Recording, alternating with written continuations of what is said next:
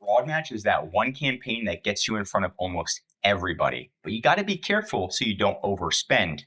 Now, broad match, if we're going to do a deep dive, pictures are always a great way to explain it. And what it is if you're pretty much targeting running shoes, jogging trainers, men's sneakers, best shoe for running, it's going to have the widest reach because it's going to use synonyms, misspellings, variations, related terms. It's going to just pretty much start picking random keywords that are related to your current keyword. So if I run the keyword running shoes, it might run running show, SHO. So a misspelling, because that's what a customer typed in, and it knows you're running a broad match campaign, so it shows it in front of the customer, right?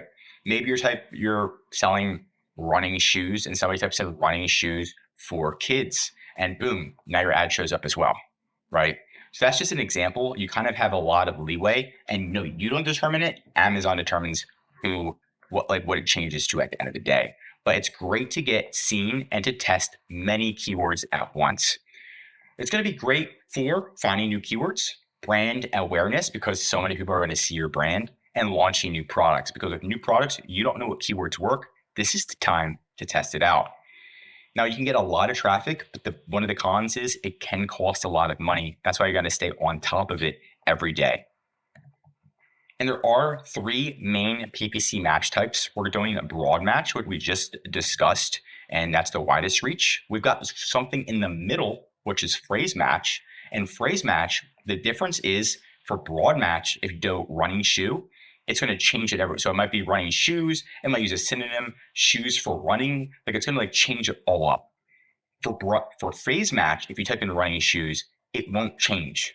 So it'll still say running shoes, but it'll add one keyword before or after, or maybe a few keywords. So for example, if I run the keyword running shoes as phrase match, it might do men's running shoes or running shoes for men, but it won't ever change the keyword structure of the running shoes itself. It'll keep that structure the whole time.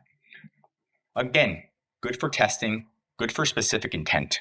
Core phrase must appear in order with words before or after, moderate control and reach. And of course, we have exact, which is the most specific and most precise. If somebody's typing in running shoes, it's going to show running shoes. That's the only time. If they type in something else, it won't show it, right?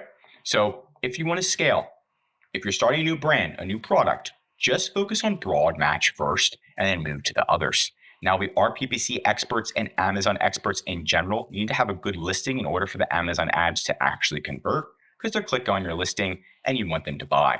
If you need help with Amazon increasing sales, we're here to help. I'm Josh Hackett, CEO of VHP Consulting Group, signing out.